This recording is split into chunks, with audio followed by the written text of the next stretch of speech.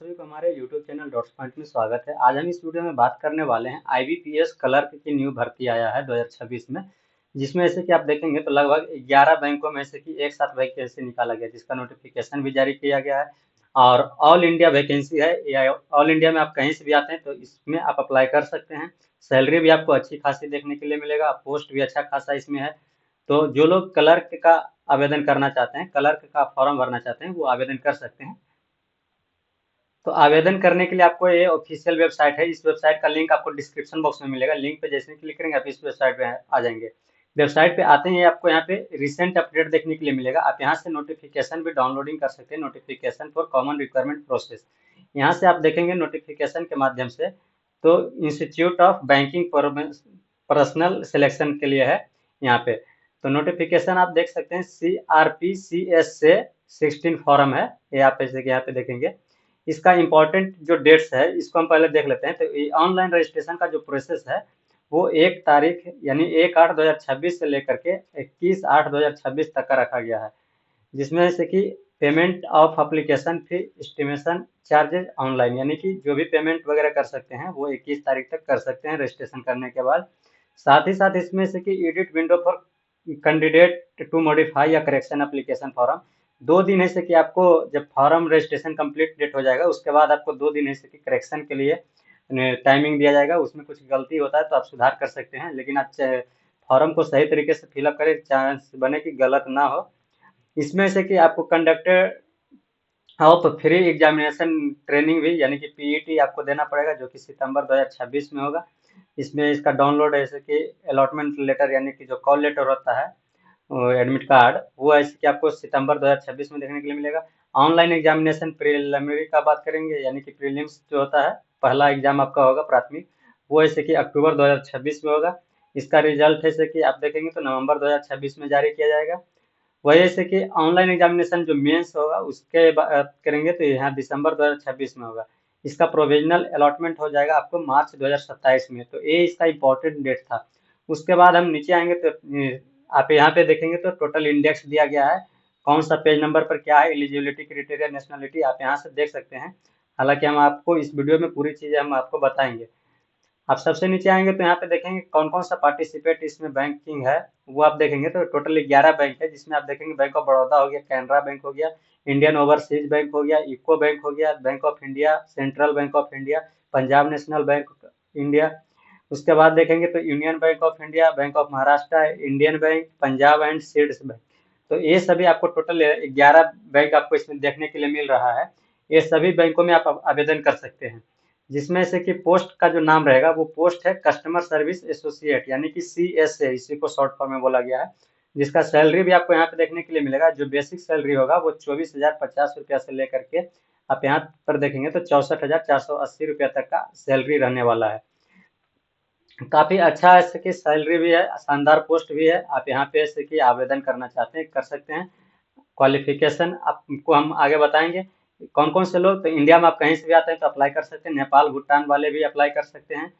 उसके बाद आप एज लिमिट की बात करेंगे तो एज जैसे कि आपको 1/8/2026 तक का आपका मिनिमम एज 20 ईयर्स और मैक्सिमम 28 ईयर्स होना चाहिए, यानी कि मिनिमम 20 साल और मैक्सिमम 28 साल होना चाहिए।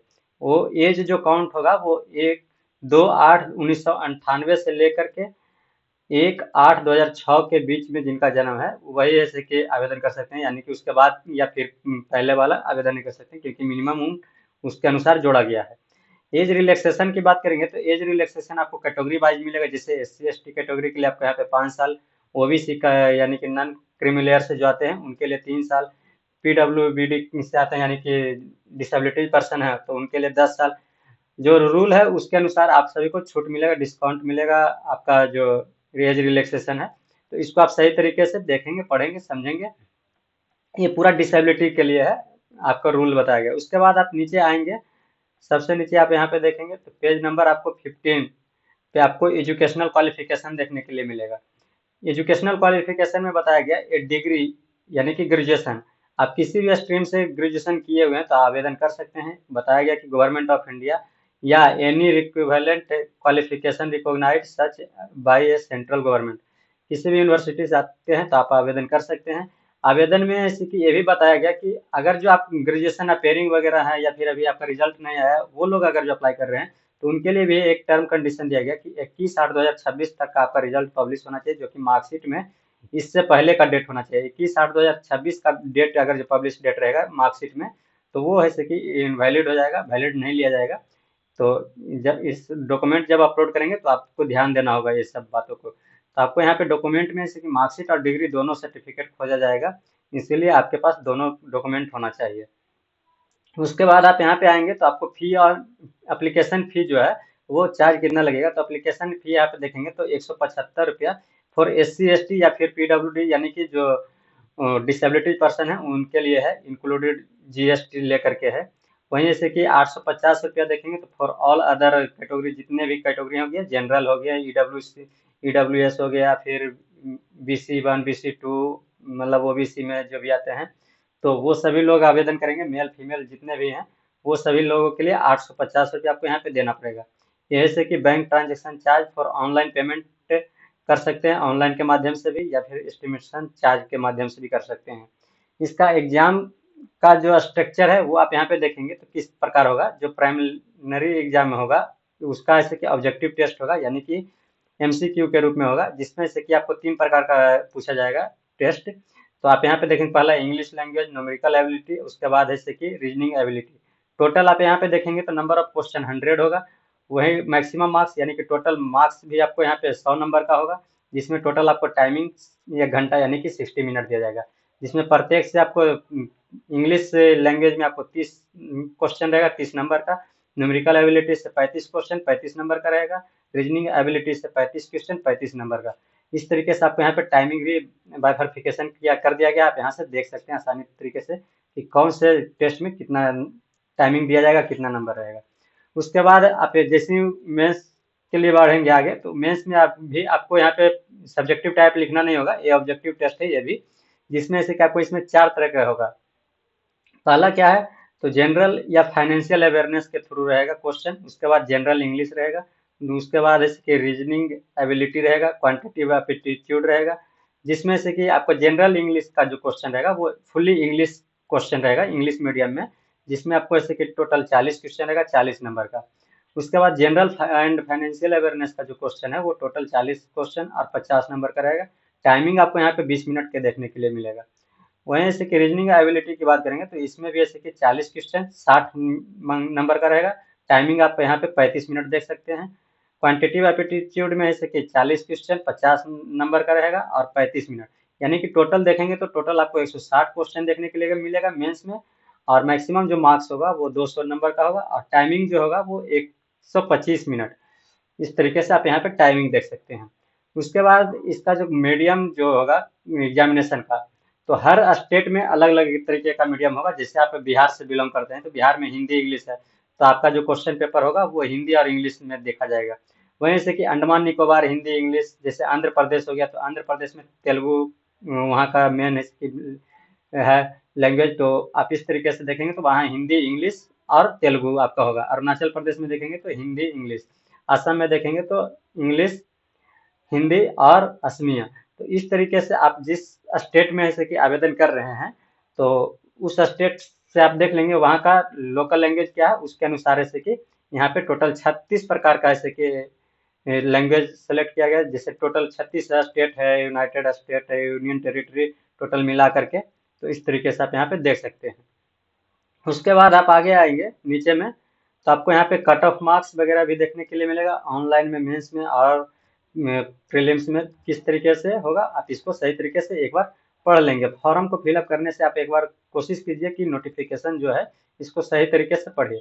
अब इसको ऑनलाइन आवेदन की प्रक्रिया है वो कैसे करेंगे इसको भी हम समझेंगे, लेकिन थोड़ा सा हम आपको पहले ये भी बता देते हैं कि कौन सा जगह पे कितना पोस्ट है, कौन सा बैंक में कितना पोस्ट है। तो आप सबसे नीचे में जब आएंगे तो आपको यहाँ पे सबसे नीचे में आपको बैंकिंग में पोस्ट भी देखने के लिए मिलेगा स्टेट वाइज।